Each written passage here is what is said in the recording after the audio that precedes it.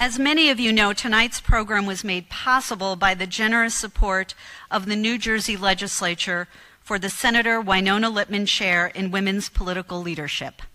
The chair honors the first African-American woman in the state Senate, representing Essex County for 27 years in the New Jersey Legislature.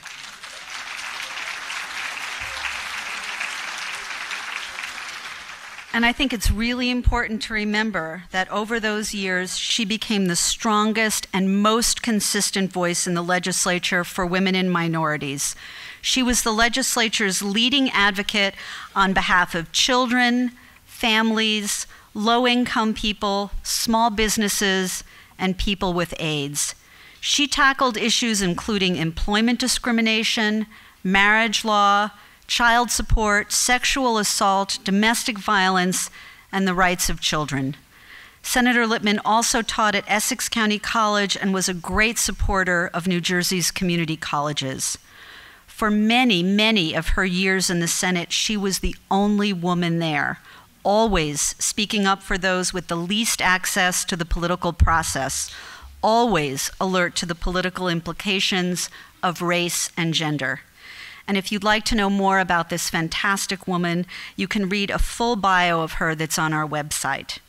And through the legislature's continuing support for the Lipman Chair, we have been able to bring an extraordinary roster of distinguished women to Rutgers to inspire us, and tonight is no exception. And we are so honored that the legislature has entrusted us to keep Senator Lipman's legacy alive.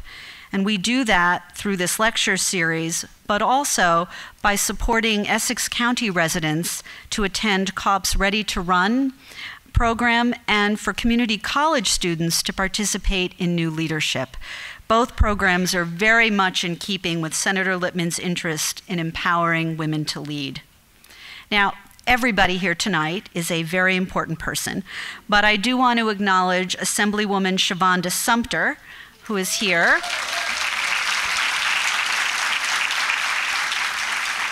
And I'd like to ask her to take our thanks back to her colleagues in Trenton and give them our regards and thank them for their continuing support of the chair. I also want to acknowledge Newark City Council President Mildred Crump.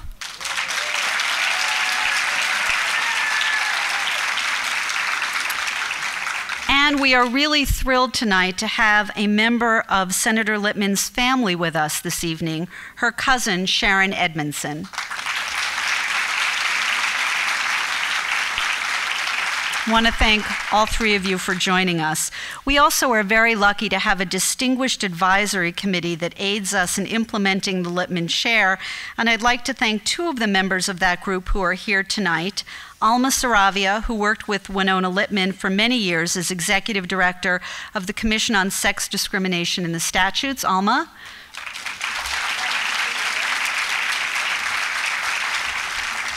And Senator Nia Gill, who I'm going to say a little bit more about in just 1 minute.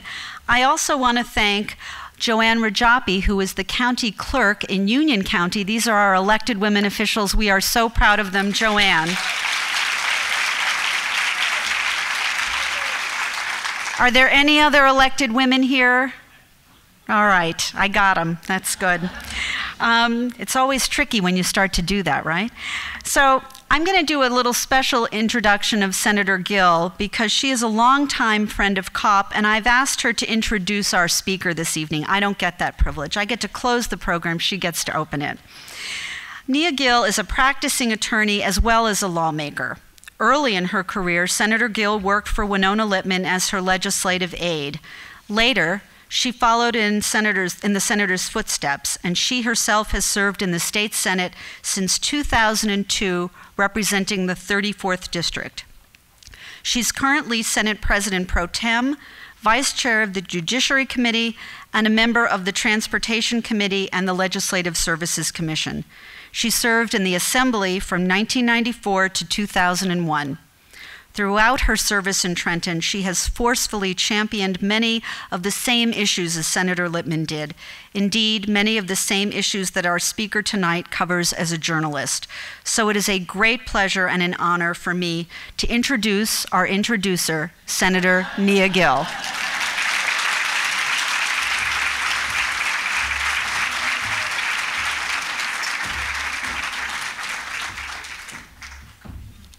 Well, this is really a privilege, so I'd like to say thank you, Debbie.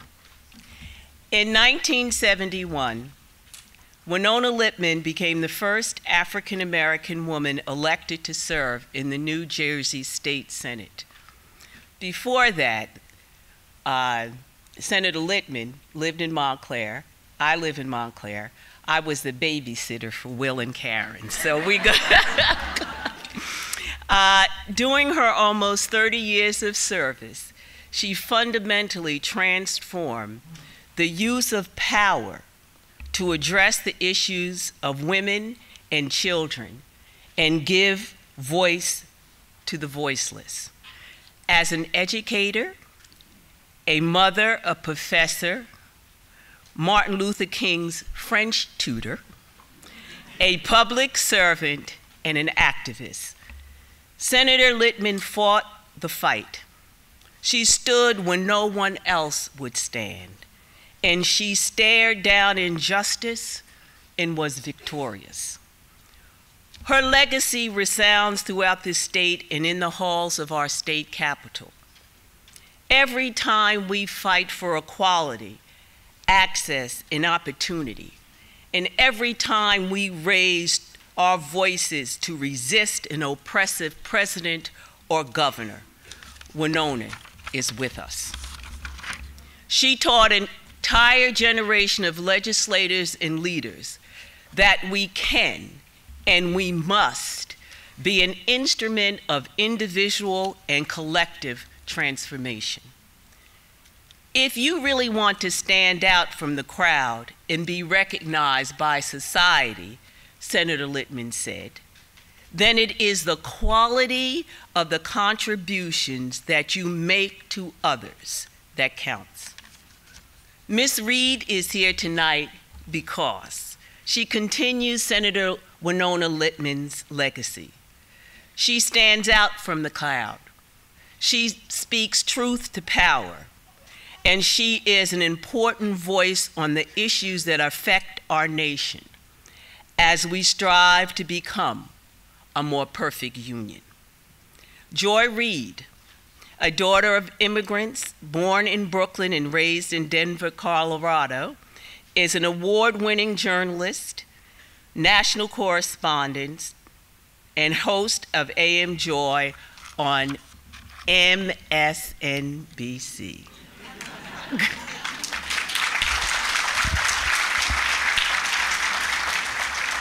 She is the author of Fractured, Barack Obama, the Clintons, and the Racial Divide, and was managing editor of thegrio.com, a daily online news and opinion platform delivering stories and perspectives that reflect and affect African American audiences.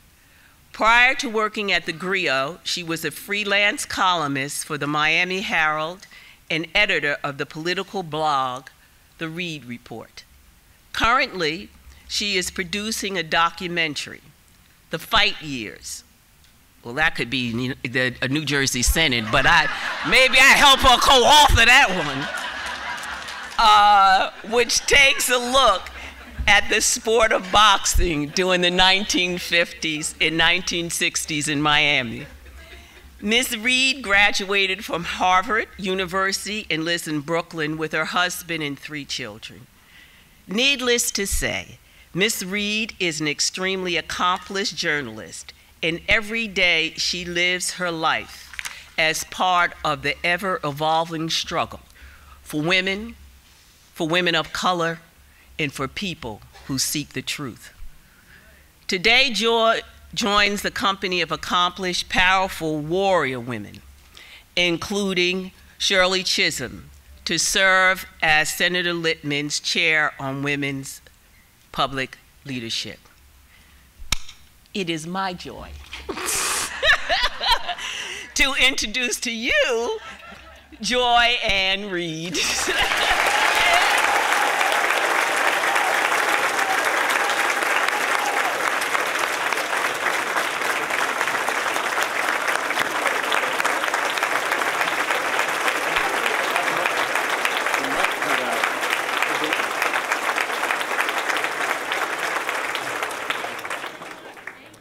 thank you so much, Senator Gill. That was a very kind introduction, more kind than I deserve. Thank you very much. And to Debbie for chaperoning me around and taking such good care of me today. I want to, of course, thank the Center for American Women in Politics here at Rutgers for the invitation. I was trying to remember how I wound up getting here, and then I ran into Tara Dowdell, my friend, who is one of the people who recommended me to do this talk, and then I ran into Brittany Cooper. I'm like running into all of my cast members over at MSNBC here, so it's really great to see them as well. So thank you to all of you, all to the distinguished elected officials who were here. I got a chance to take a selfie with Akosia Busia, which I was really excited about because I love the color purple so much. And her lovely sister, they took a selfie with me, so I was very grateful. I just go around as a fan trying to meet people that I like, and I take speaking engagements in the hopes that somebody will be there that I can take a selfie with. Well, thank you all for being here. This is a pretty momentous occasion. I was commiserating with Debbie on the way over that it's impossible to prepare for these kinds of events in the current world because, you know, I try to write down some current events and then the man just tweets some more things and then I'm like, I wasn't prepared to talk about all of that. One of the reasons that I love doing things like this is one of the projects that I'm working on, a new book project, is about women, unsung women heroes of the movement. It's the book I'm about to start. And in getting this invitation with the name Wynona Lipman on it, it gave me the opportunity to do my nerd thing, which is to look up information and to do some research. And what an extraordinary woman Wynona Lipman was. I got a chance to meet her cousin, who is where is she? Right there. As the speakers before me have said, she really was phenomenal, the first African-American woman elected to the New Jersey State Senate, of course, a trailblazer and a pioneer, not only for her district, the 29th, but also for women, for me. I'm going to go back a little bit further because I'm sort of always fascinated with the juxtapositions of things in history. So she was born in 1923, 6 years before MLK. Her parents, she was born in LaGrange, Georgia.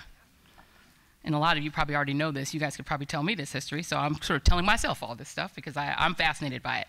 Her dad was a pharmacist. He owned a pharmacy and helped make ends meet working as a bricklayer, and her mom was a teacher who taught her children at home. I don't have to hold it? Thank God. I was going to get carpal tunnel up here. That's not good. I thought I had to keep holding it. See, I'm bad at technology. I'm telling you, ask my kids. I can barely use my phone. You know, I tweet all the time. That's the only thing I know how to do. She attended Talladega College and, of course, was a French major, which is why, after getting her master's degree in French and teaching at Morehouse, she was able to tutor a young Dr. King. And if you think about the things that Wynona Lipman was doing in the 50s, right? You think about the era, the 1950s. She's getting a Rockefeller grant to get her PhD at Columbia. She's getting a Fulbright scholarship to go study at the Sorbonne. And this is in 1950 that she's doing this. So she's doing this 4 years before Brown versus Board. She's doing it 5 years before the Montgomery bus boycott. So you think about the status of women in this society at that time and the things that she was able to do. It's pretty phenomenal. She was doing them not in the 60s, not in the 70s, but in the 50s. She, of course, met her husband, Walter, in Paris, and he was, of course, a philosophy major, super smart people. But then they couldn't move back to the United States and move back to Georgia because Georgia was one of 16 states that had anti-miscegenation laws, and we still were 16 years ahead of Loving versus Virginia. Think about that. She was a Sorbonne graduate and a Rockefeller Grant scholar, but she couldn't live in Georgia with her own husband and children because it was illegal. So they, of course, did what any self-respecting bright couple on the move would do. They moved to New Jersey.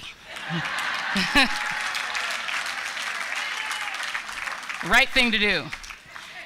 And of course, she got involved in politics the way that my favorite way of people getting involved in politics, through the PTA. It's important. A lot of people undersell the importance of getting involved at that local level, right? That's where it starts. Those local offices, hey, Republicans know that, by the way, if you're a Democrat in this room. Republicans go into school board elections. That's why they create feeder systems. And of course, as mentioned before, she got elected in 1971. And think about that. That was a year before one of my personal heroes and your very first Lipman lecturer, Shirley Chisholm, became the first black woman to run for president of the United States. So a year before that, she's already winning elections. She beats a Republican by 908 votes out of 170,000 votes, 908 votes. But after that, she never loses with less than 83% of the vote. So once she got the seat, she had the seat. I'm gonna hold that baby. I have, my kids are 21, 19, and 17, so I miss having a baby so badly. I'm so tempted to run off the stage and go and hold that baby. You have no idea. And while Ms. Lipman did not live to see the election of the first black president, she was such a champion of important issues that are of issue today: the protection of children from exploitation and abuse, the prevention of domestic violence, the fight against HIV/AIDS, which is jeopardized, by the way, by this new budget that's been proposed, the rights of women, the opportunities for minorities, small businesses, et cetera, et cetera, et cetera. So, I mean, she was a dynamic and important person, so it's a real honor to speak on a day that honors her. And just to show you guys, I do my research. Her nickname, does anybody know what her nickname was? The Steel Magnolia. I think that's pretty fly. That's a very Southern thing. So I say all that to say that, you know, the past is to me never past. The things that we've gone through are so cyclical in our history that you look at the fights that were taking place in the 1950s and really going back to the 1920s are happening today. So I will start my formal talk by saying a happy Equal Pay Day to everyone.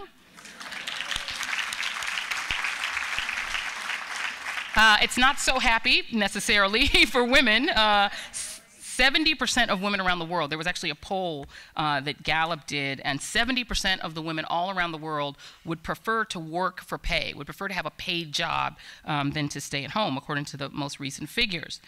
As of the most recent figures that are available, that Pew Research does this study, and they pretty much do it every couple of years, 2015, white women, regardless of education, still only earn 82 cents for every dollar earned by a man. That's an improvement. It's up from 60 cents in 1980. But for women of color, it's much worse than that. Women of color, for black women, it drops down to 65 cents for every dollar earned by a man. Almost what white women were earning in 1980. But that's actually still an improvement, up from 56 cents on the dollar in 1980. It gets even worse when you talk about Latino women. Latino women only earn 58 cents for every dollar, regardless of education. This is controlling for whether you have a college degree, it doesn't matter. And that's up from only 53 cents.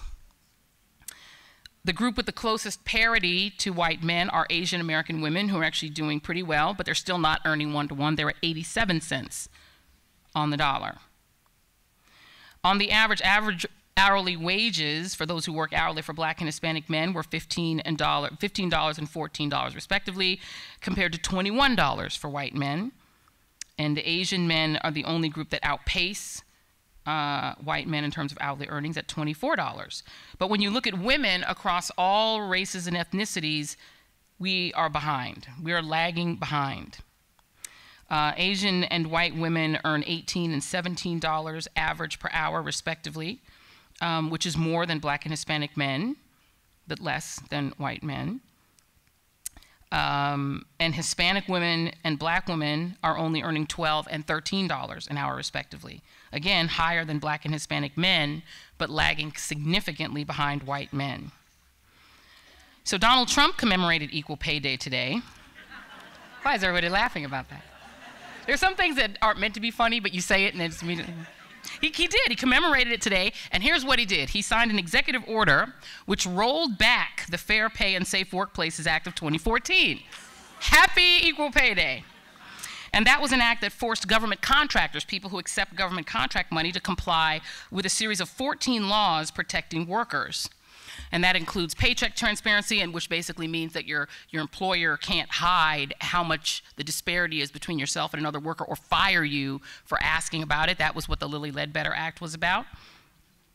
One of the other rules that it was forcing these contractors to abide by was something called not having forced arbitration, which means that if you have a dispute with your employer, you're forced to go into secret arbitration, and putting that in your contract. He did away with a rule that got rid of what's called cover-up clauses, which mean that if you are sexually harassed at work, your employer can make sure that information never becomes public. He got rid of that protection. And it's interesting because the arbitration clause and the cover-up clause actually were very relevant to the news this week as I'm updating this talk because things keep happening. As of now, I think 13 advertisers have pulled out of the O'Reilly factor. It might be more. It was 1 when I woke up this morning, it was 9 by the time I left the talk that I did in DC, and it was 13 by the time I got off the Amtrak here. So it's happening at a pace, at a clip. But what's interesting enough is that Gretchen Carlson, who's the woman who started the ball rolling by suing Fox News for years, what she said were years and years of sexual harassment, the forced arbitration and cover-up clauses made it impossible for her to sue Fox News. She actually couldn't sue them because she had an arbitration clause in her contract. So the very thing that the Obama-era regulation was meant to fix, she fell into that trap. And it was only because she had the financial wherewithal to individually sue Roger Ailes that she was able to get justice. But not every woman has the money to sue a powerful individual man like Roger Ailes. She just happened to have that kind of funds to hire an attorney and sue herself. If not, she would have fallen into the forced arbitration black hole and would not have even been able to talk about the details of her case because it would have been against Fox News. And in her contract, she wasn't allowed to do that.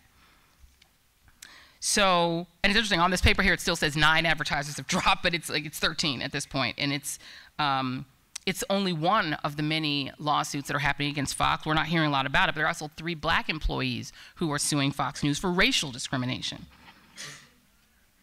So Trump's executive order also frees companies from rules requiring them to submit even information about employee salaries and compensation to the government. So we may not even have the data on pay disparities anymore by the time his 4 years are up. And we know this is also happening in all of the sciences areas, in the EPA, et cetera. The data is just disappearing. But the data that's also disappearing is the kind of data we need on equal or unequal pay. But the good news, Ivanka did tweet about Equal Pay Day today. So she's got your back.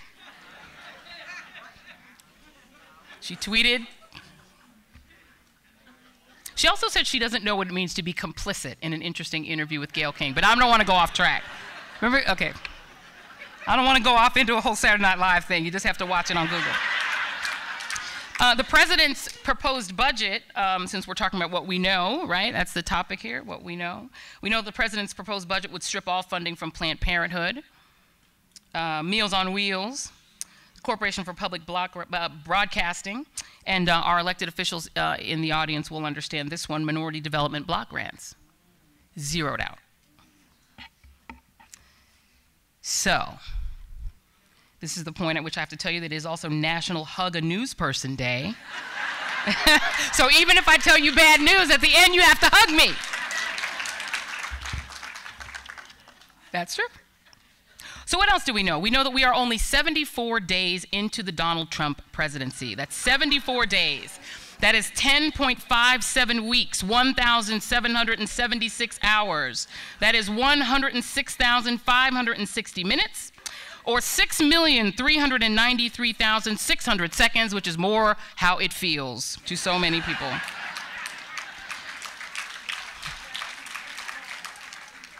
Apologies to any Trump voters in the room, I apologize. It's just been long as somebody who's working in the business. 74 days, we're not even through the first 100 days. We know that Donald Trump was elected with the 46th largest electoral college margin out of 58 contests that have been held since 1782. He's very proud of it though. For context, Trump won. He's still tweeting about it. That's why I'm talking about it, because he's still tweeting about his electoral margins. Trump got 56.9% of the electoral college in January. The historical average per 538 is 70.9%. So just to give you some context, Ronald Reagan got 90.9%. Ulysses S. Grant, a very underrated president in my view, got 81.95%. George Washington, 100%. So Trump got 56.9%. Abraham Lincoln, one of the most contentious elections in our history, got 90.99%. FDR, 98.5%. Barack Obama, in one of the most sort of racially, obviously the most racially contentious president ever elected, his first election, he got 67.8%. Trump got 56.9%. So there you go. And he lost by 3 million votes, but who's counting? Hillary Clinton, by the way, has the highest vote. I think she has the second highest vote total of anyone ever not elected, or ever elected, or who won the popular vote. So we know that despite his claims to the contrary, Trump's inaugural was not the most watched in history. He just donated the first 3 months of his presidential salary to the Park Service, perhaps to incentivize him to revise those photos showing gaps in his inaugural crowd.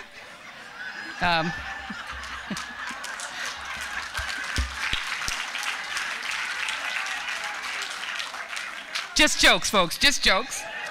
Or perhaps to make up for the draconian cuts to their budget, which he has proposed. We also know that we've never faced a presidency quite like this. I've been following politics since I was a nerdy, 11 or 12-year-old. I was always fascinated by politics, but I've never seen anything like this. I don't think anyone has ever seen anything like this. Not just the massive conflicts of interest between himself, his children, and their business interests in the administration. His daughter is now an official federal employee, as is his son-in-law, but neither of them have the salary that actually tethers federal employees to the rights and responsibilities of full employees. His son, Jared, whose dad, the governor of this fair state, once sent to prison for tax evasion and witness tampering when he was a federal prosecutor, before his own team members went to prison for Bridgegate, is now in charge of everything. He's in charge of our policy, our trade relations overall. He's in charge of our China policy, our Mexico policy, peace in the Middle East, and making innovative changes to business at 36 years old, with not having been elected and with zero foreign policy experience. But he does have a lot of real estate experience, particularly dealing with countries like China, so that should work out very well. The Trump administration is currently doing business with itself by leasing the old post office in D.C., which used to be half empty before the election, but is now quite full of foreign dignitaries who would very much like to swipe their cards at the president's hotel, and patronizing his property, such as Mar-a-Lago, which costs $200,000 to join, which you know, where he lives every weekend and plays golf. And we learned this week that the trust that the president set up, which is administered by his sons, actually allows him to take money out at will. Just today, the administration announced new measures for extreme vetting. And these new extreme vetting measures will include demanding that travelers to the US, including from countries like Germany and France, hand over their cell phones, tell their passwords, and answer intrusive questions about their personal opinions and beliefs, allowing the agent to scroll through their contacts.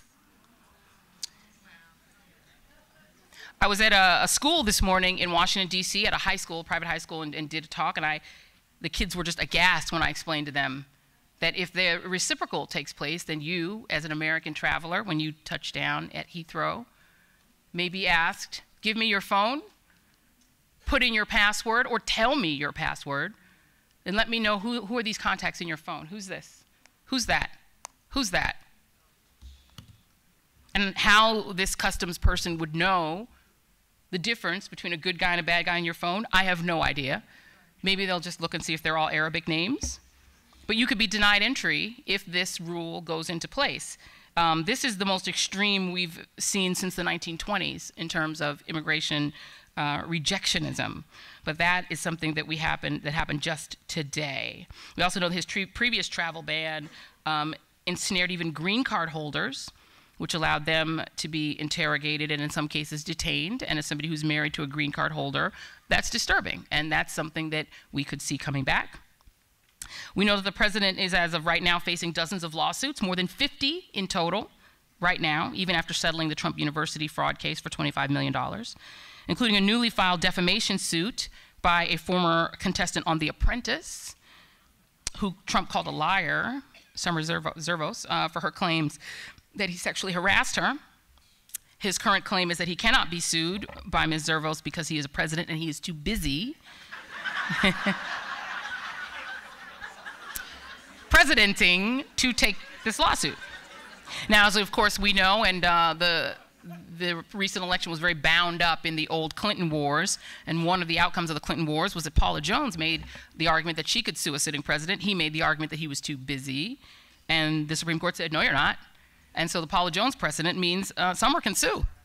So we may soon see a case. It's a defamation, not a sexual harassment case, but the interesting thing about that is that there's a thing called discovery for our lawyers in the room. We have actually a lot of august attorneys in the room. Discovery might mean we might get to see those apprentice tapes. So as a journalist, I'm like, bring it on. Most of the lawsuits pertain to the travel ban by people who feel they were unlawfully detained. He's not suing yet, but we know the son of Muhammad Ali, whose name is Muhammad Ali Jr. That's true. Was detained twice. His name is Muhammad Ali Jr. There's also a major civil rights lawsuit that claims that Donald Trump incited violence against protesters, including an African-American woman during his campaign, when he said, "Get him out," and people got him out violently. And some of these protesters are now suing. There's a lawsuit that's claiming he's in violation of the Emoluments Clause of the Constitution for his business conflicts. There's also a lawsuit over the administration's threat to withhold funds from sanctuary cities. Interestingly enough, sanctuary cities are mostly in blue states, which are donor states, which give more money to the federal government than they get back. And so trying to withhold money from them is thought by many to be unconstitutional.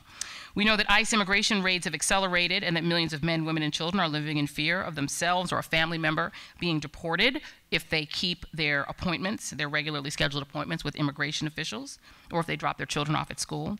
And we know that those who are facing ICE immigration raids include dreamers. It includes not just Latinos, it includes people like my folks, Caribbean people, African people. We recently had a member of the legislature in Ireland come and see about his people. About 50,000 undocumented Irish are in the country as well. We also know that we face the unprecedented situation of a president whose administration is currently under FBI investigation for his campaign's alleged potential collusion with an adversarial foreign power, Russia, to tilt the election in his favor. And we face a real crisis of confidence in the Congress of the United States, which is held by the president's party, to investigate this historically damning allegation. So just in the last 24 hours, just to get you guys updated on the news, we learned that Carter Page, the president's advisor, shared U.S. energy documents with a known Russian spy recruiter. We know that Eric Prince, the founder of Blackwater, remember the Iraq war group whose mercenaries were torturing Iraqis, and they disbanded and changed the name to XE. You know his sister is Betsy DeVos, right? Okay, you guys are very much in the know. We discovered this week that Eric Prince, sought to open a back channel between the administration and Vladimir Putin. And meanwhile, the administration has decided to redirect all of this controversy onto a woman, Susan Rice. And this is something I was just thinking about on the way over here. Susan Rice and Michael Flynn had the same job, right? I love these juxtapositions. You think about it. They had the exact same function. So Michael Flynn, the incoming national security advisor, is alleged to be talking to Russia, maybe colluding with Russia. We know that he was getting paid by Russian state TV and by Turkey. And so if that was being investigated, the person whose job it would be to protect the administration from an incoming potential colluder with a foreign power, to investigate the potential for this collusion, and to protect and defend the United States against this adversarial power, would be the national security advisor, the job that Michael Flynn was going for. So if Susan Rice received unmasked communications between a potential, Russian spy and an American, that's because she was doing her job. That's her job. That's who does that. That's the job that Michael Flynn was asking for.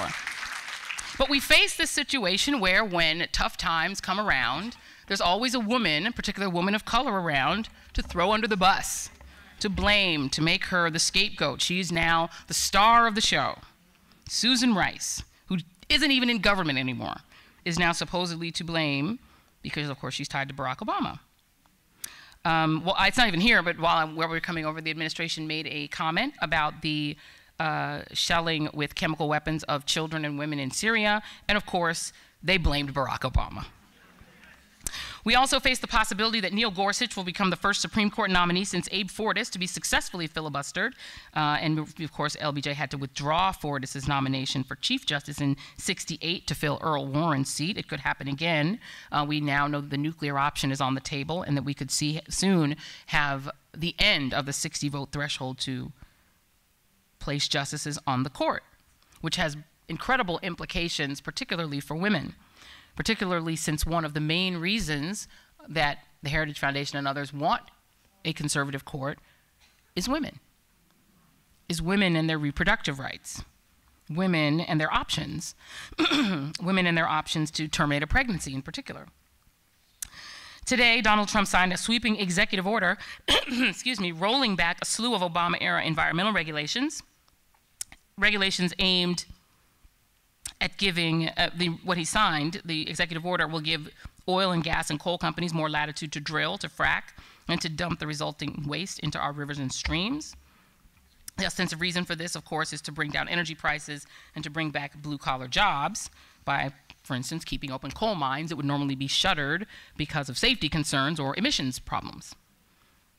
This morning, the president also signed a bill that will allow your internet service provider to sell your browser history without getting your permission. So delete your browser history every day. We also know that countering all this is a growing and active resistance movement. Now we get to the good news. I was going to eventually get to the good news. That has produced the largest marches since the 1963 March on Washington. 63 March on Washington, 250,000 people. Vietnam War protests considerably larger. Global protests against the war in Iraq, millions of people. 4.2 million people marched in the international women's marches the day after the election. More than 600 cities around the world. And New Jersey wasn't left out. 6,000 people in Little Asbury Park, 1,000 in Newark, 6,000 in Trenton. Even little Mount Laurel had 20 people marching. They had 20 people out there going, no justice, no peace. 20 people. And what's really sort of fascinating about what's happened, particularly given the results of the last election, is that this is a resistance that is being led primarily by women. And not really by young women. Women made up 86% of the phone callers to Congress that brought down the first attempt to repeal Obamacare, the Affordable Care Act. 86%. And it was a bill that collapsed after just 18 days. And you think about the fact that Obamacare itself took 187 days to enact. They spent 18 days trying to repeal it because they wanted to get to the date certain of repealing it on the day it was signed. 18 days. But it was brought down by millions and millions of Americans who actually stood up and owned their civic duty, most of whom were women. There is an organization called, there's a tool called Daily Action, which is what a lot of people were using to organize themselves to do this, and a company called Lake Research Polling did a survey of the people who use this Daily Action tool, and that's how they came up with this 86% figure. But they came up with something else that is fascinating about the resistance. They found that 66% of those who participated in these resistance phone calling campaigns and show up campaigns and town hall campaigns were over the age of 45. And we all know, of course, that the resistance leader is my auntie Maxine Waters, who is, I won't say her age because I don't say women's ages. But women of a certain generation are standing up. These are the same women who went very heavily for Hillary Clinton, who are probably in the most shock that she didn't become president. And they are now taking up the mantle and leading the resistance. And they are leading the young people. And by the way, they're not going to be able to take too much time off. We learned today that the administration and its allies in Congress met again to plot a second act of trying to repeal Obamacare. They're still coming after it. They still want to get rid of the essential services portion of Obamacare, meaning addiction counseling, maternity care, other basics. They want to get rid of that. They want to get rid of the Medicaid expansion, which 19 Republican-led states have refused to take, which accounts for about 5 million people. About 1.1 million of them are in my former state of Florida. In New Jersey, 285,000 people have access to Medicaid because of the expansion. I suspect if Wynona were here, she would fight tooth and nail to keep it. So knowing all of these things are happening and knowing that there's so much going on out there and it's so difficult to keep up with, the question is, what do we do with it? Because we do know that we have an administration that has made a commitment to accelerating something that was already a negative trend. And it was a negative trend toward people not believing facts, toward people not believing information given to them, even if the information is obvious.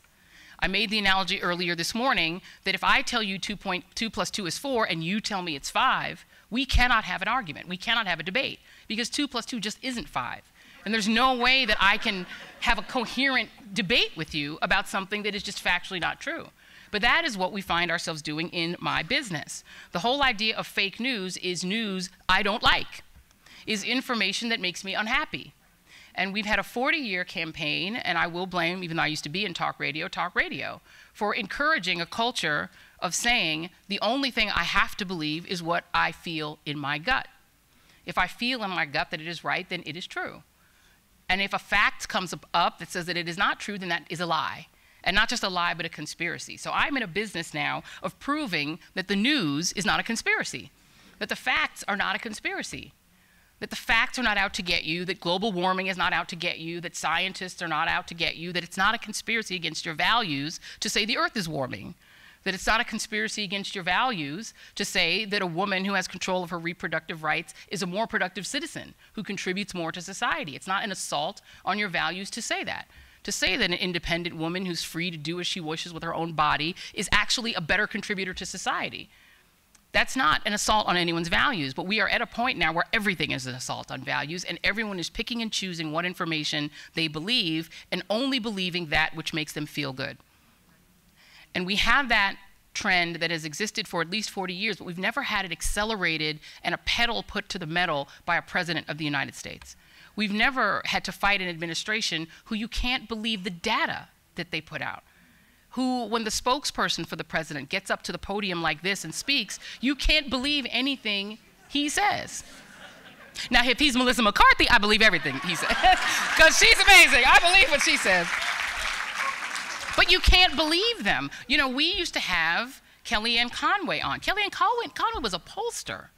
She used to deal in numbers and data. And now she is somebody that we don't feel comfortable in a lot of the shows putting on TV.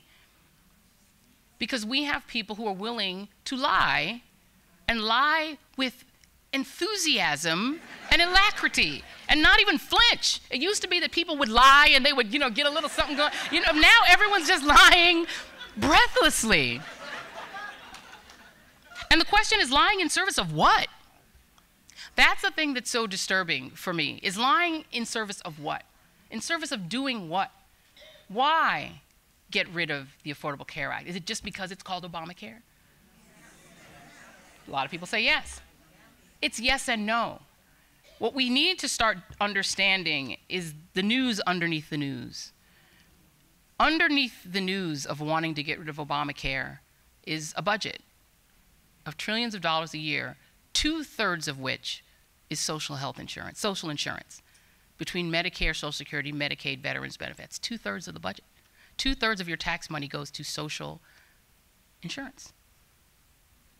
And I don't mean food stamps. I mean Social Security, Medicare, Medicaid, VA, things that help people.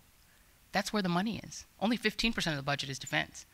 And that's more than most countries, but it's still only 15%, and nobody can cut it because there's a piece of those bombers, those F-35s in every state. They're coming for the money because that's where the money is. Getting rid of Obamacare would essentially create a $1 trillion kitty of money that could be given out in tax cuts for the very rich. And there's a certain thing in budget reconciliation that says that if you want to do a $1 trillion tax cut, you cannot increase the deficit by $1 trillion. You need to find $1 trillion somewhere else. They're going to find it in Medicaid. They can find $800 billion of it in Medicaid.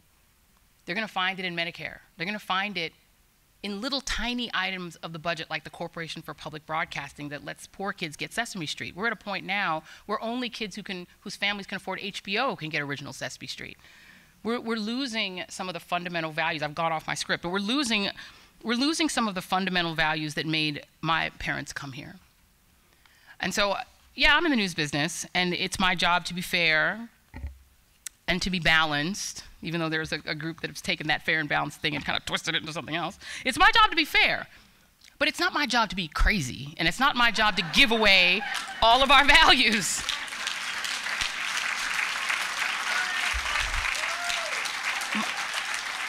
My parents came here in 1960. My mother came here from British Guyana, where my Guyanese posse was in the room earlier, yes.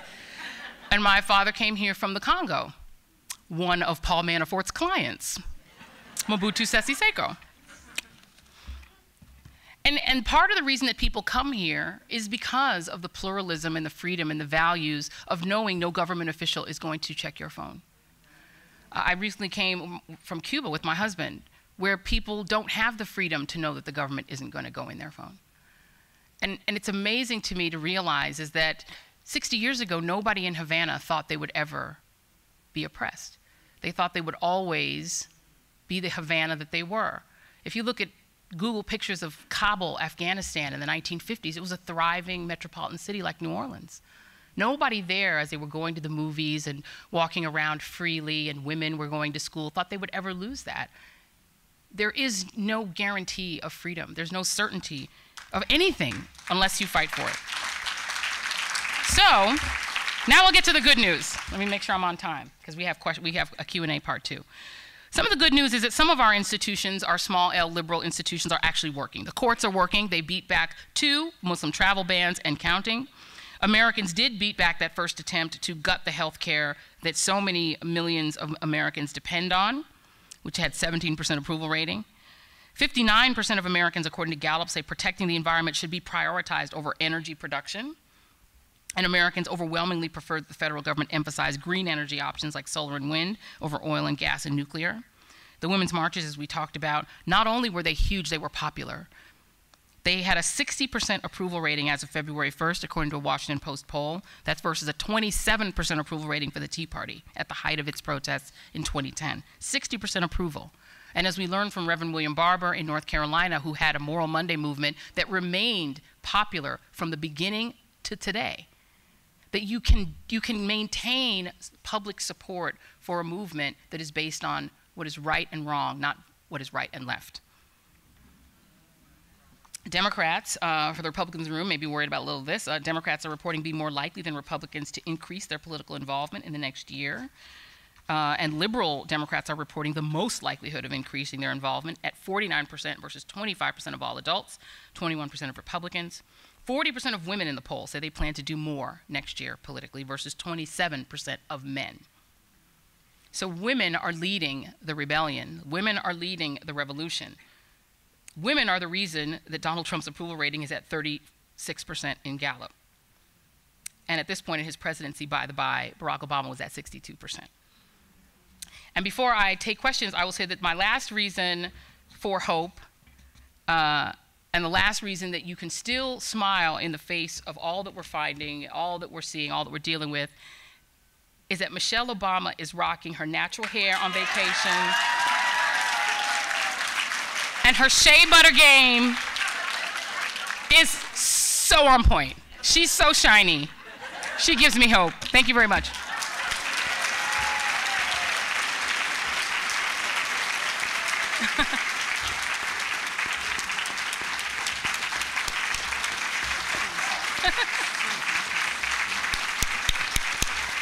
You ready for questions? Yep.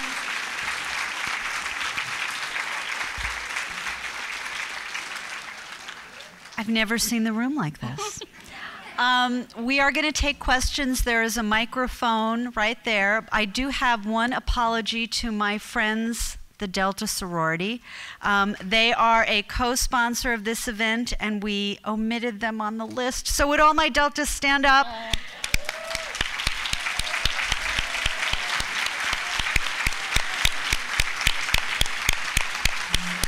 Thank you so much. Shirley Chisholm's sorority, by the way. So we're going to ask people to line up at the microphone, and if there's a student on the line, let's let the student go first, but we'll take the rest of us old people too. And I'll just sit there and you tell me when you're done. Hello. Hi, my name is Len Gursky from East Brunswick. I don't know if we can hear you. Maybe lean in. Okay, lean in. Can you hear me now? There we go. My name is Len Gursky from East Brunswick.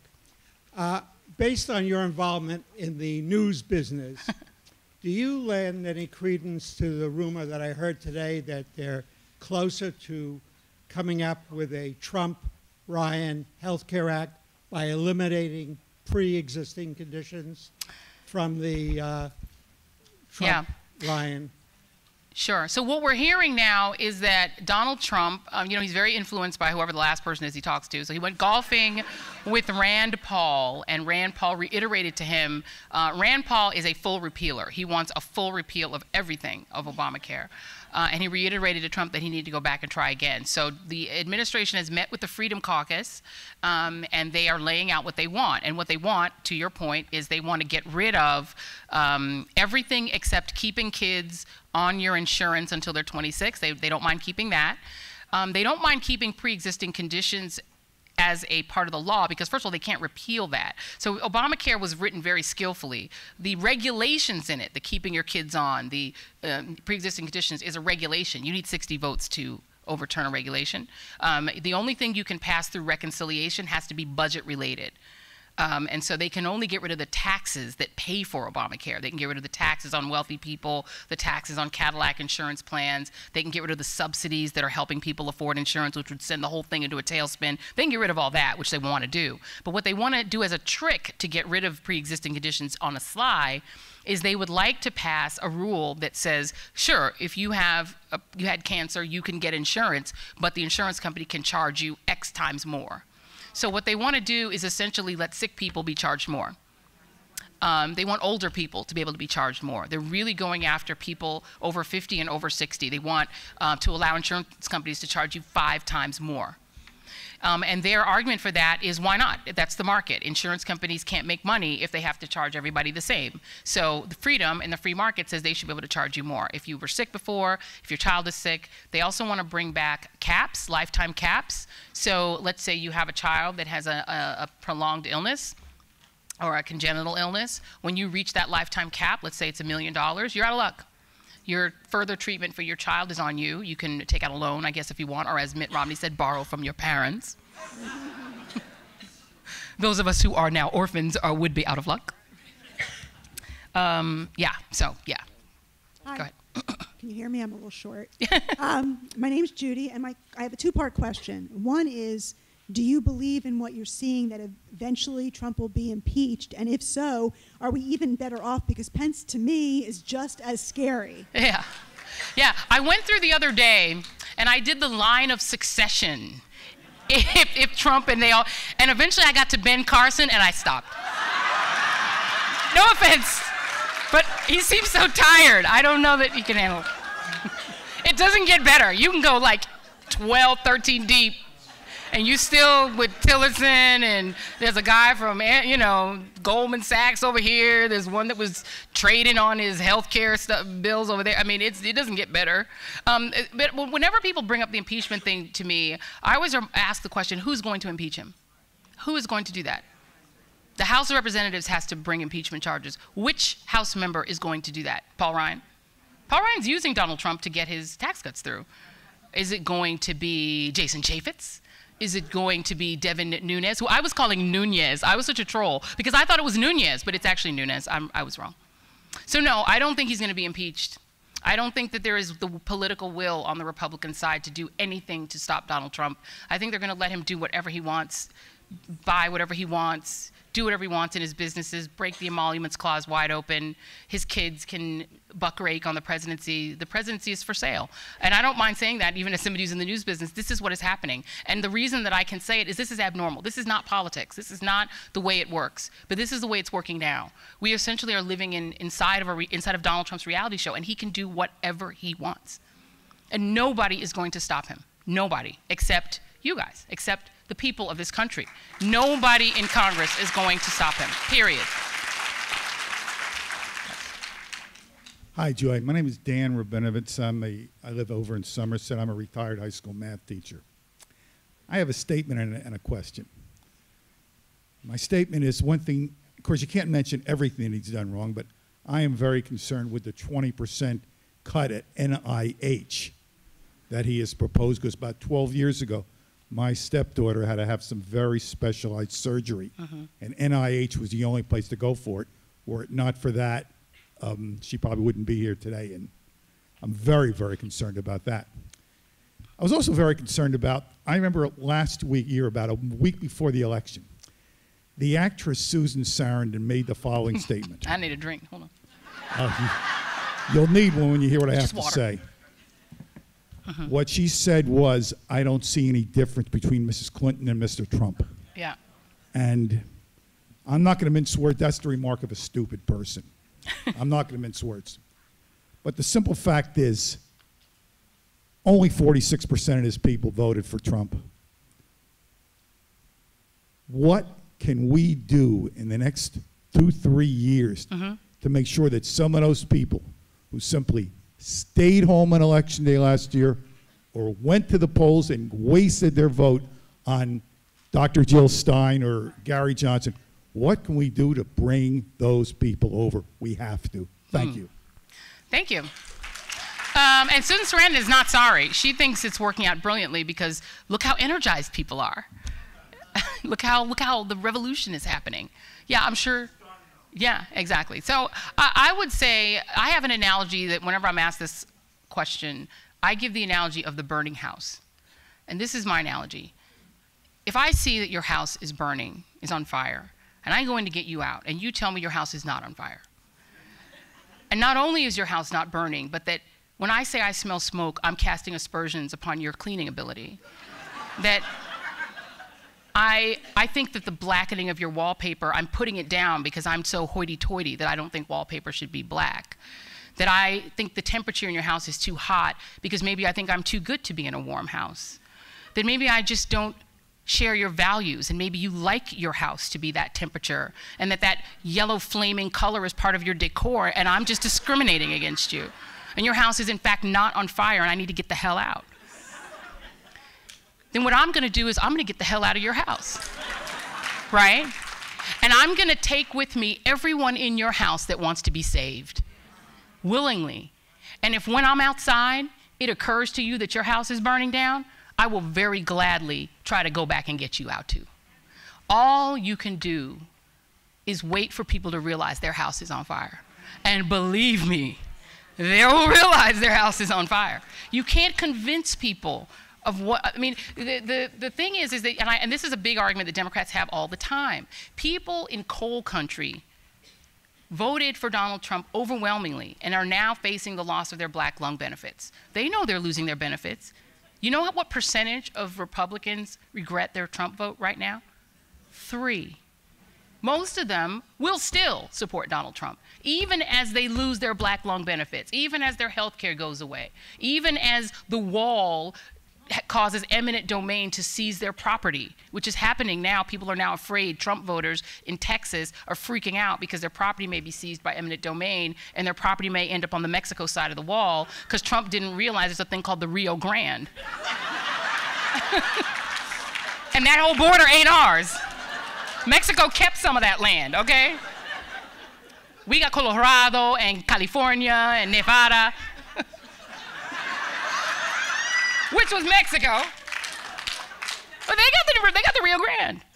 So you can't build a wall without building a wall through part of Mexico. And they have to approve that, which they're not gonna. So you have to eminent domain things. So people aren't going to change their minds. People voted for him for something other than their economic benefit, their economic situation. They voted for something else. Now, people don't like to speculate on what that something else is, but it has something to do with demographic panic and resentment and a sense that other people are taking things from me, and they're taking and taking from me, and I'm a hardworking person and they're not, and I'm gonna vote for the guy who I think is the populist that's gonna bring back the industries that I care about, bring back the jobs that are my kind of job, bring back people like me, make us important again, get those immigrants out. I mean, I can't tell you how many people have said in these articles that say they are worried about Trump, or they say, oh, I just wanted the wall. I just wanted the immigrants deported. I didn't want to lose my health care. Well, I don't know what you do with a person. I don't know what are you going to say to that person to convince them that they don't want the wall, that they were wrong to want to deport people, that they're wrong to want to see Muslims banned. That's what they wanted. And they got it. And for a lot of people, that's all they wanted. And now that the election is over, they're satisfied. They're no longer thinking in terms of Donald Trump. They're thinking, I got what I wanted, and now these other problems are separate from him. Or they're the fault of Democrats, or they're the fault of Obama somehow, or you know, it's something else. So I don't believe you can drag people out of a burning house. I just don't. That's just me. Some people disagree. Yes. Hi, Joy. But what you can do, sorry, did you say one thing quickly for the what can we do thing? The only thing that changes countries is legislatures. And if Democrats want to stop Donald Trump, you need to put a House in there that will curb him, right? You need to Obama always said, give me a House and Senate. If you want a better president, get a better Congress. So if you don't like what you're seeing with the president, get a better Congress, and only voters can do that. So, go on. Hi, Joy. My name is Lori, and I'm from Somerset. First of all, I want to say thank you so much because you were, if not one of the first journalist who I saw on television actually confront and call BS to these Trump surrogates that came in and lied their butts off. And you were one of the first people to actually call them on their BS. So I appreciate that, and I think everybody here probably does too. Thank you. The concern that I have is that I don't know where we go from here in terms of the level of discourse. Trump has so demeaned the process and really degraded the level of discourse. What happens in 4 years when it's time to do this stuff all over again? Can we get it back to where it was, where people were actually talking about issues and not lying consistently about everything, truth being a lie and lie being truth, and the electorate not only tolerating it, but accepting it and actually putting it forth as a continuing truth? Mm-hmm. Where does it go from here? Where do you see that in the next 4 years? Well, I will just say that while Trump is unusual, the idea of a president having outre views or offensive views is not. The first however many presidents owned slaves, and nobody thought that was odd. Other than John Quincy Adams, John Adams, I believe they were all slave owners. And nobody found it ironic when they recently did the rankings and put Barack Obama at 12. One of the reasons he's at 12 is they ranked him on moral authority below people like Woodrow Wilson, who was a noxious, vicious racist who put the Klan in the White House in the form of Birth of a Nation, right? We've had presidents like Andrew Jackson, one of the founders of the Democratic Party, who was a slave-owning, vicious, Native American slaughtering, genocidal racist. We've had Richard Nixon, who was a crook. We've had, Harry Truman, who a lot of people thought was kind of a dunderhead, right? We've had some pretty rough goes with presidents. They haven't all been sterling men of great character. One could argue that the ones who were sterling men of great character were the minority, were the exception, right? There were a few real standouts, great men, but even the great ones, almost all cheated on their wives. FDR had his nurse/girlfriend living in the house. She came to the funeral. The Kennedys, who were some of the most caring, that family has given everything to this country. They've sacrificed their children to the country, but that wasn't a perfect marriage. His behavior wasn't perfection, right? I mean, none of these presidents are perfect. Bill Clinton obviously had his foibles when it came to women and things, but he was in a lot of ways a great president. There are very few presidents who stand out for exemplary moral character. There's one who had no choice, and that's Barack Obama. Right? So what happens after you have an awful president, after Woodrow Wilson was president, and to me, one of the worst, and it just bothers me when he gets put in the top 10, because he was just an awful man. But what happens after that is that you have an opportunity for the next president to maybe do some good. There are presidents who've been able to restore that feeling. I think of the president as sort of the avatar for the nation, right? So even if they aren't perfect, Teddy Roosevelt gives us that feeling that we have that daring do. FDR is like the national father that restores our sense of hope and saves us from fear and gives us freedom from want and freedom from fear and wins World War II. We have Truman, who, despite his many flaws, signed that executive order to integrate the Army, to integrate the armed forces, which took 15 years to actually go through. You have LBJ, who grew up a segregationist, but who was the one Southerner to not sign the Southern Manifesto after Brown v. Board, and who steps up after Kennedy is assassinated and passes Kennedy's Civil Rights Bill. And even though he sort of destroyed his presidency with Vietnam, he still had greatness in him. right? I mean, a lot of these presidents can be restorative. And I think that we're in for a restoration. We're a people who restore ourselves. That's one of the things that makes America great. So I think, you know, we can survive bad presidents. George W. Bush being president got us Barack Obama. So I think it'll be okay. And I'll say this one quick thing before I move on. The last little party, they do like a party at the White House for the media at the end. I think reluctantly, I don't think they really want to do it. But the Obamas are always so sweet. They're always so kind, right? I brought my godmother, who was in her 80s, and they were very sweet to her. I brought my kids to it. And the last one, I brought my daughter. And this was the most sort of poignant one, because obviously it was the last one. And I wanted my daughter to have the opportunity to meet particularly Michelle. And as we're leaving, you know, I don't think he would mind me saying that the president, you know, said to me, because I was clearly like, we are doomed. We're doomed. And he said, no, we're going to be okay. Because he truly believes in the resiliency of the institutions of this country. He really does. He's not faking that. He really does. So I think if he can believe it and be chilling on vacation thinking everything's okay, it's going to be okay. Yes. Hi, my name is Alex Anderson. I'm a student here at Rutgers. Yay. I was wondering, as a journalist, what lessons did you learn from the election, and how are you changing your coverage moving forward? Very good question. Excellent question. One of the things I learned is how much data can trick you in this business. I'm a data nerd. I love the data, and we all lived on the 538 refreshes and the upshot. The data was wrong, but it was wrong in a very specific way. It was wrong because it underestimated the enthusiasm of the Trump voter versus the lack of enthusiasm of the Democratic voter, even if they were reporting to you that they were going to vote the way they were going to vote. And it underestimated the extent to which those Rust Belt states were falling off of a cliff, as Michael Moore was telling us anecdotally during the campaign. And they didn't fall far off a cliff. I mean, Hillary Clinton lost by 77,000 votes across Wisconsin, Pennsylvania, and Michigan. 77,000, 10,800 in Michigan, not a lot. But that there was enough of a drop-off there that we missed. So I think one of the things the election taught me is that you really do need to look way past the data and trust the anecdotal that you're hearing, the lack of enthusiasm when we went to Ohio and talked to Democratic steelworkers who just were not feeling Hillary Clinton and were open to Donald Trump, and who, but despite being union guys, really were not into her. Young voters, including my kids and their age, not them themselves, but their friends, who were just like, Hillary Clinton is evil. And you know, the anecdotals were telling us what was going to happen, and a lot of us did not believe it because the data was telling us something else. And so you cannot just trust the data. You really have to get out of the data and get out into the country, and that's the biggest takeaway. Yep. Hi. Good evening, Joy. My name is Bill Davis. Hello. How are you? Good. It's an honor and privilege for you to be here. And I have a comment and a question. And so following up on the question that you just raised about the data, one of the things to me that hasn't really been talked about a lot is when the Supreme Court gutted the Voting Rights Act.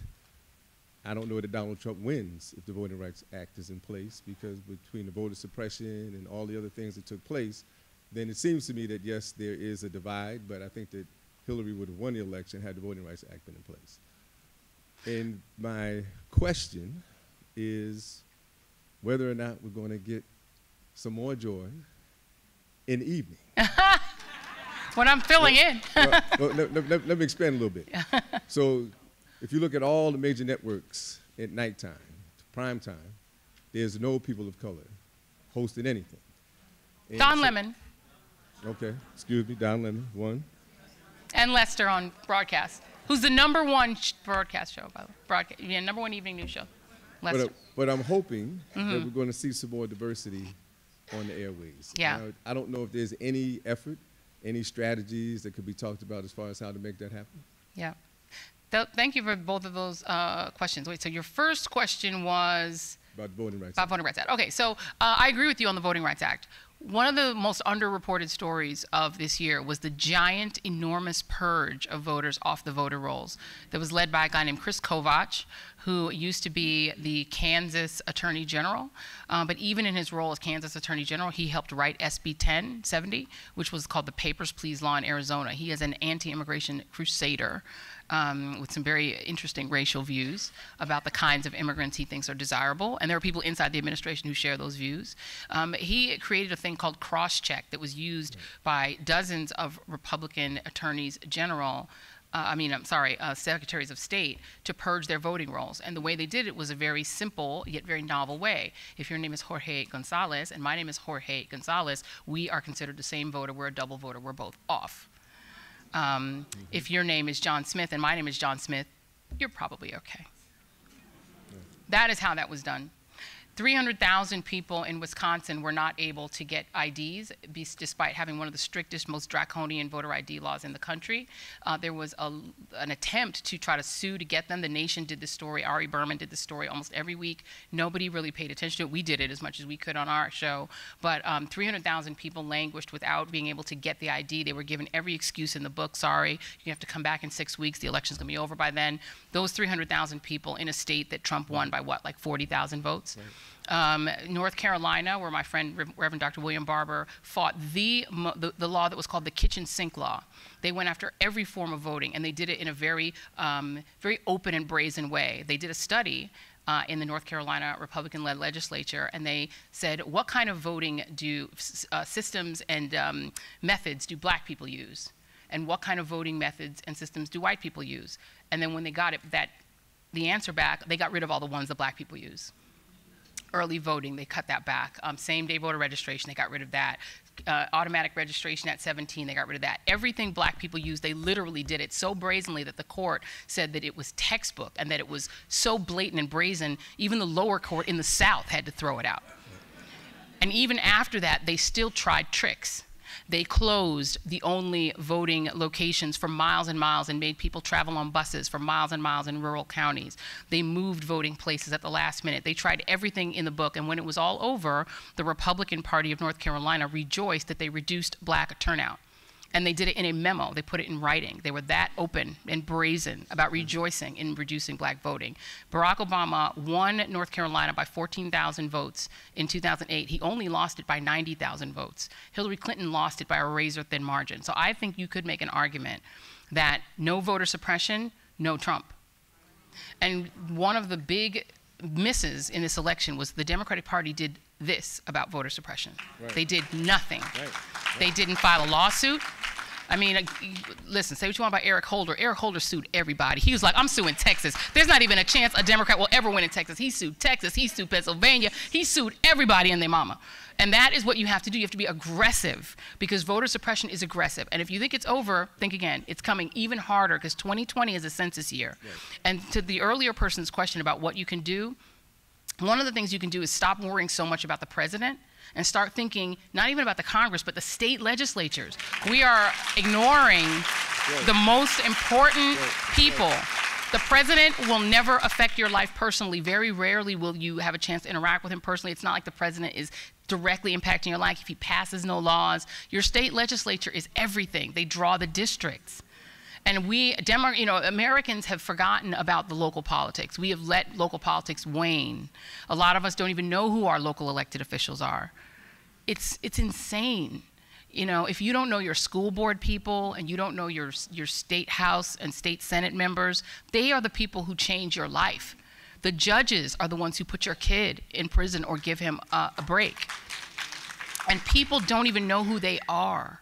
So the one thing, I'm a vote monger and I'm literally like a fanatic about it. I shouldn't start because I'll never stop. You have to vote. You have to vote in every election. You have to vote in locals. You have to know who you're voting for and find out who they are. And very quickly before I move on, don't just vote for somebody because they're a Democrat. You guys know who Sheriff David Clark is? The angry sheriff that hates Black Lives Matter? He's a Democrat. He runs and wins as a Democrat. Yes, he is a Democrat, because the only way you can become elected in Milwaukee County is to be a Democrat. So he is a Democrat. He runs as a Democrat. In Democratic primaries, the NRA encourages Republicans in that open primary to cross over and vote for him in the primary, and then all the black people and all the Democrats vote for him in the general because he's a Democrat. The district attorneys in the Michael Brown case, Democrat. In the Laquan McDonald case, Democrat. Elected with Barack Obama, Hispanic woman, Democrat. These people are Democrats. The Corey Jones case, the guy who was rolled up on by a van, an unmarked van, and shot the minute the policeman jumped out of the car in Palm Beach County, Democrat. Democrats control these big city prosecutors' offices, because that's the only way you can get elected. And people are electing them without even thinking about it.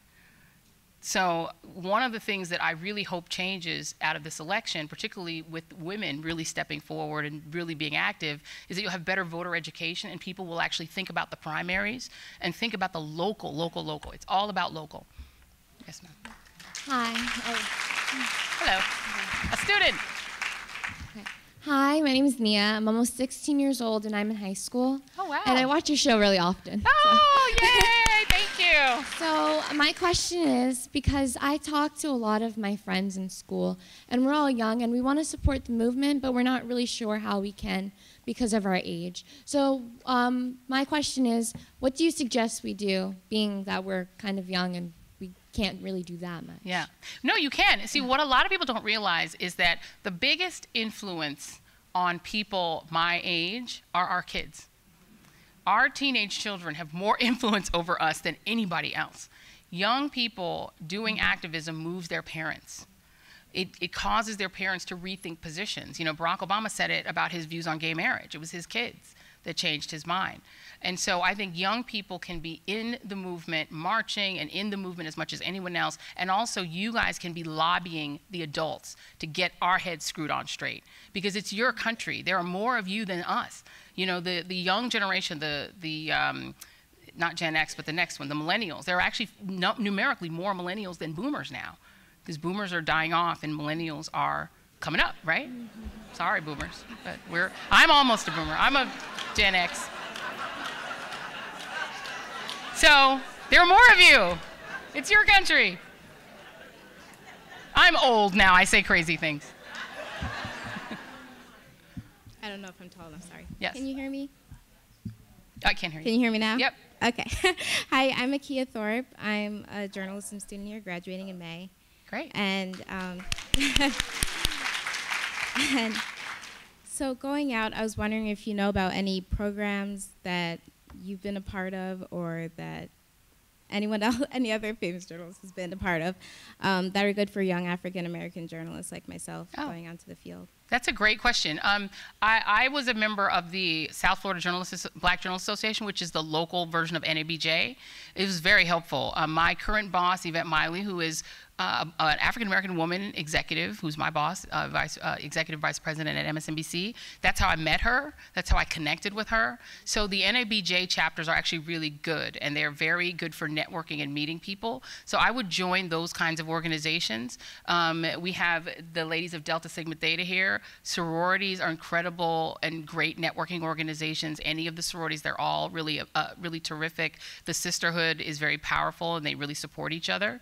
And a lot of them have junior organizations, right, that you can get involved in, like GEMS and other organizations even before you get into, you can see I'm a wannabe, right? I know, I'm like blatant.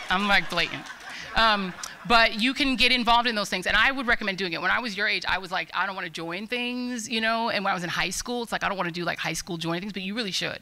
You should do it in high school because you start to develop your network. Your network is how you get jobs. It's not who you know, it's who knows you. That's my favorite saying. It's who will call you back. It's who knows your name. It's who remembers you. That's how you get ahead. So in the journalism side, and then if you're interested in getting in journalism, definitely do internships, things like the NBC Page program, stuff like that. Join all that stuff. It's important. Good luck. Now I'm sweating. She interned with Ken Burns last summer, so she's on.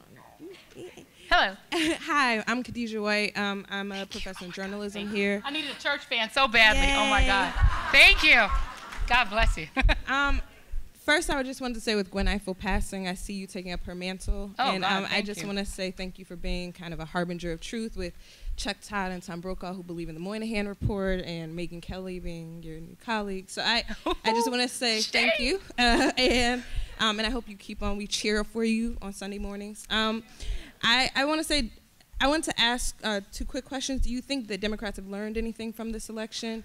And two, with women and being particularly affected by this administration and minorities, I'm wondering what you think the role of women and minority journalists are right now, and are they able to even kind of intervene in what's happening? Thank you. So as for whether the Democrats learned anything, I think they did. One of the things that they learned that you can see them implementing is to really listen to their base, and Democrats haven't been good about listening to the base. Democrats have tended to kind of spurn, particularly the liberal part of their base, but they're really letting the grassroots lead them now. They're not leading on it.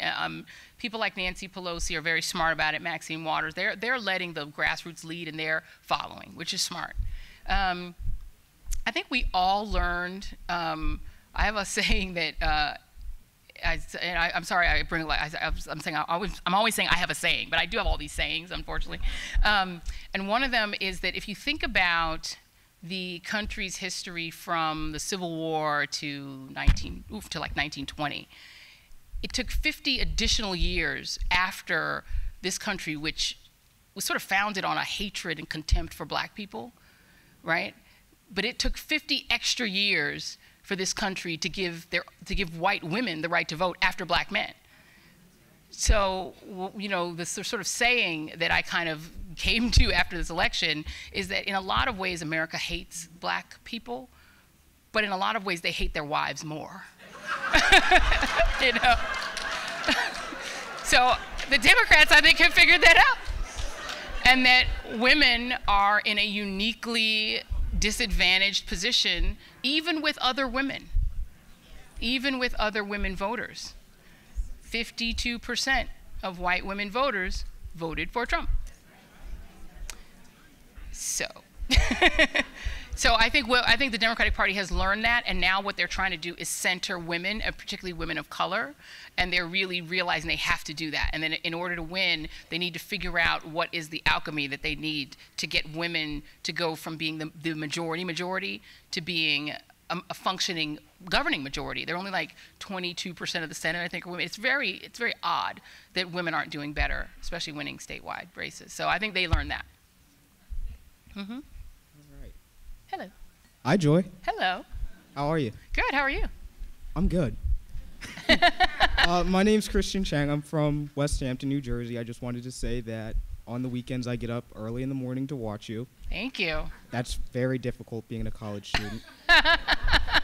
I'm a political science student here, but I want to have a career in law someday. I wanted to ask about a New York Times report that came out just 4 days ago about the White House ending the American Bar Association's role in vetting judges.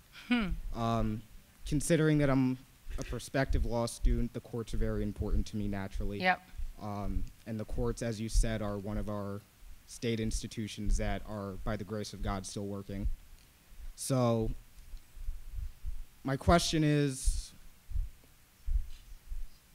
how can we as voters, even though the courts are insulated, what can we really do to fight back on that? Mm-hmm.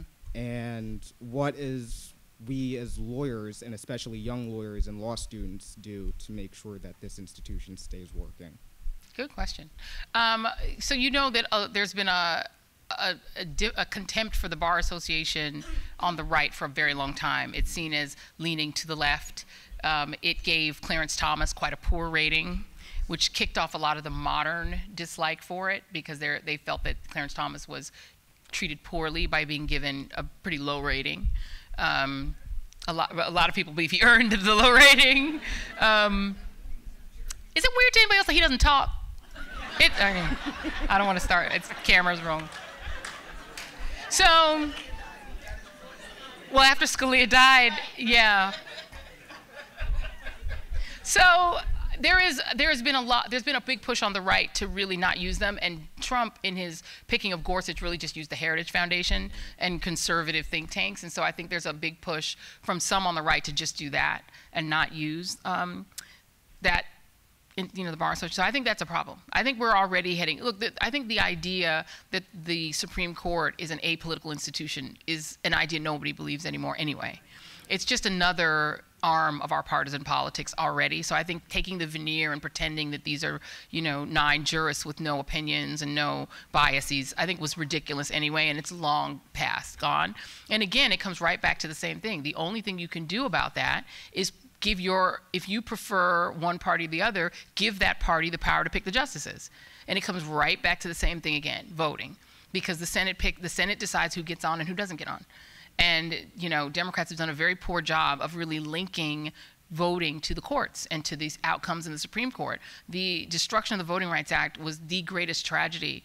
Citizens United was pretty bad too, but the destruction of the Voting Rights Act was a tragedy that could have decades-long implications for people of color in particular, and for young people who are trying to come up, because they're also targeted by these things. So I think one thing that young lawyers can do, and that attorneys are doing all over the country, is assisting in these efforts to protect voters and to protect voting rights. There have been some heroic efforts by people like Sherilyn Ifill and others who are really fighting for civil liberties for migrants, who are fighting these Muslim bans and fighting to get people out of detention who are dreamers. And I think attorneys right now are going to be they're going to be the heroes of this movement in the end, because the only functioning part of our three-part government system right now is the courts.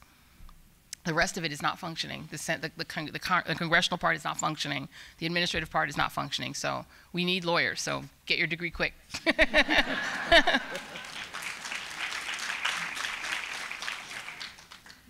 Two more. Okay, we have time for two more questions. Okay, I'll try and be quick then.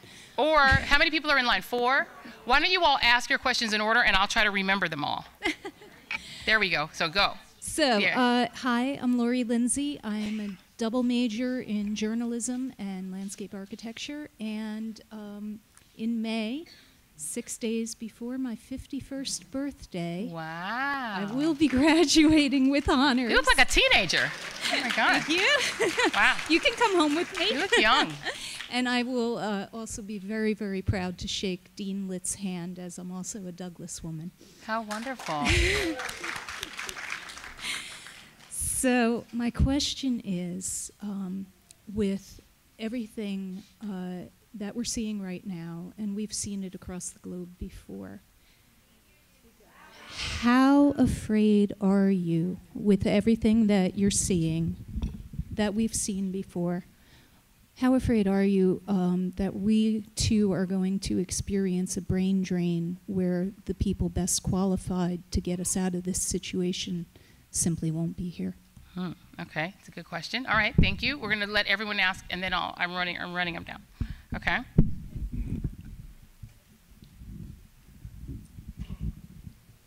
Hi. Hi. I'm Gabrielle Woods. I'm a huge fan of your show. Watch it all the time with my mom. Not cool, unless actually super cool, whatever you want to call it. Thank you. My question, I read that you concentrated in film while you were in college, and as someone who's really interested in that, I was wondering what role you think the entertainment media plays in kind of shaping our political climate as a country. Very good question. Okay, I'll re-ask the questions. Very good, thank you. Okay, so we'll get the next person. Good evening, Ms. Reid. Hello. I too am a big fan of your show, and so is my father. I watch it with him all the time.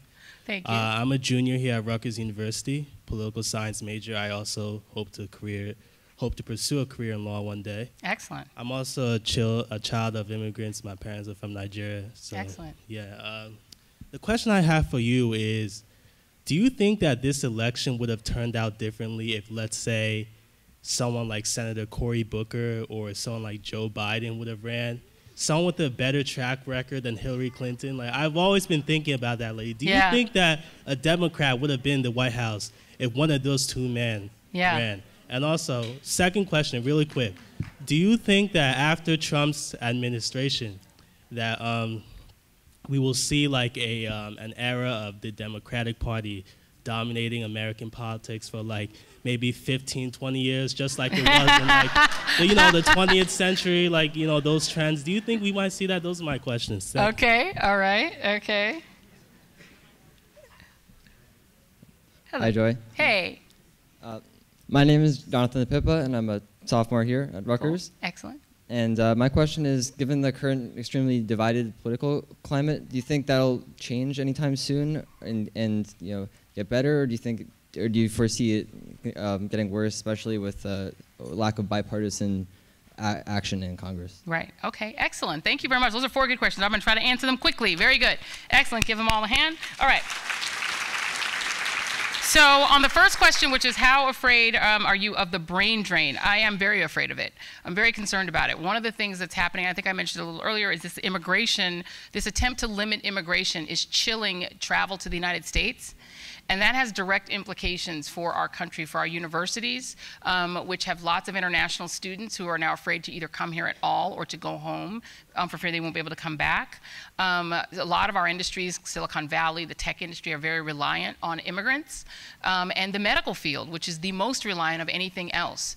And the irony is the place that relies the most on foreign-born doctors is red America.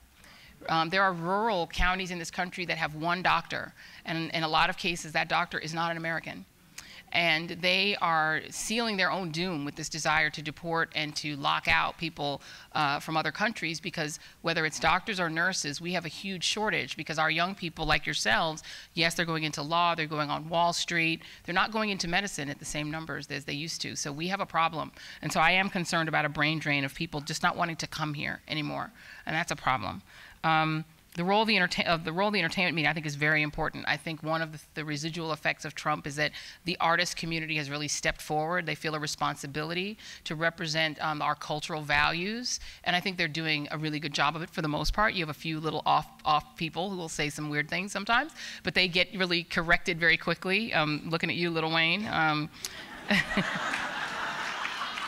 Snoop is like the enforcer, y'all. Snoop Dogg is like the enforcer. He and T.I. are like nobody says anything in hip hop that's wrong, and Q-Tip. So there are a lot of artists that are really stepping forward, and actually in a real way. There are people like Talib Kweli who are actually activists and artists. I mean, activists as well as artists. But even in the TV media, one of the things that actually has been heartening has been there's been a real big push to empower women on the screen, and it's been much more so in the small screen than in the big screen. On TV, you have a lot more strong women and women of color characters, and that seems like a small thing, but growing up, if you didn't see a lot of superheroes that looked like you know, literally in the news business, it was really just Gwen Ifill and, you know, a handful of black women on TV, but in the entertainment media, it was even less.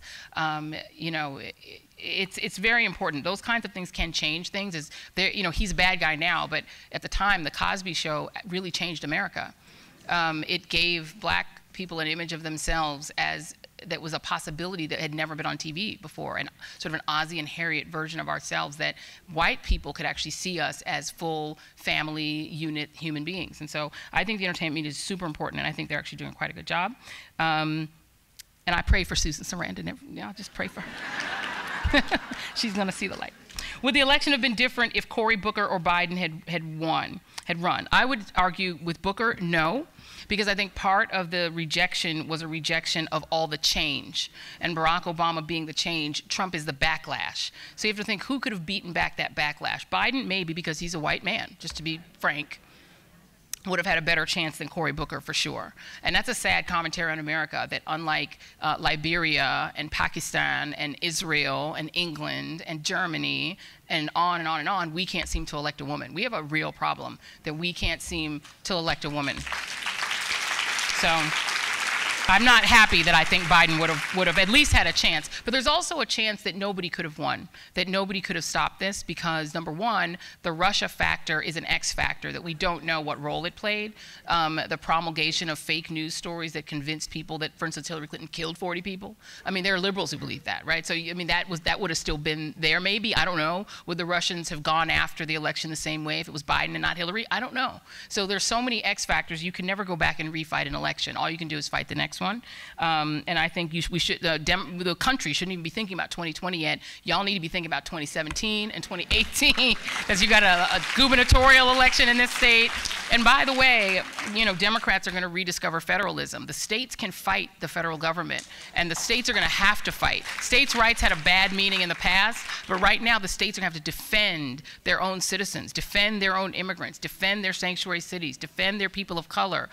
You now have an attorney general that is asking for a review of all the policing findings under the Obama administration. They're going to roll back police reform. It's going to become dangerous. I mean, these Black Lives Matter young people, I always tell them, you know, y'all want to be John Lewis, but John Lewis had RFK. You got Jefferson Sessions. This is a different world, and it's going to become dangerous to be out there marching. So it is a very dangerous world, and you're going to have to rely on mayors and governors and state legislatures and city councils to protect and defend you. And the last question is, given the divide, do I think it will change? Sadly, my answer to that is no. because as a country, what we're doing is we're moving. We sort of have been two countries for a very long time, but in the very beginning, the northern country needed the southern country because it supplied the product that the northern country was selling on the world market. And so Lincoln couldn't let go of the South.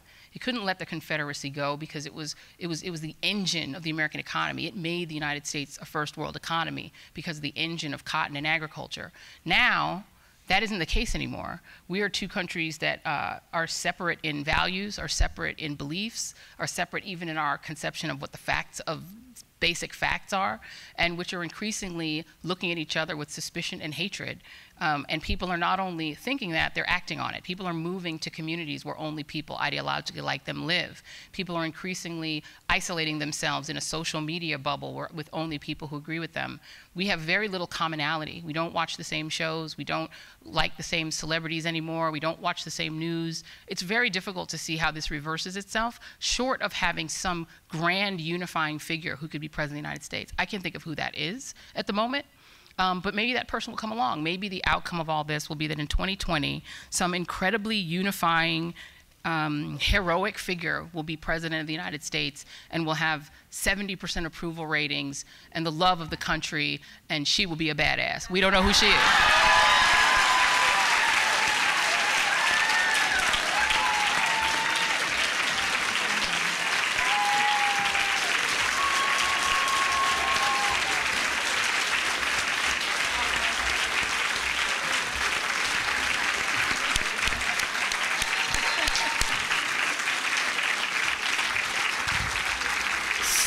So I think you can feel the love in this room, and that what this comes from is that you are somebody who every week is there to ask the hard questions, to look at issues that aren't always getting covered the way they should be. And you can see that we are grateful to have you here today, but that we are grateful to have you on the air every week, and we need you, so hang in there.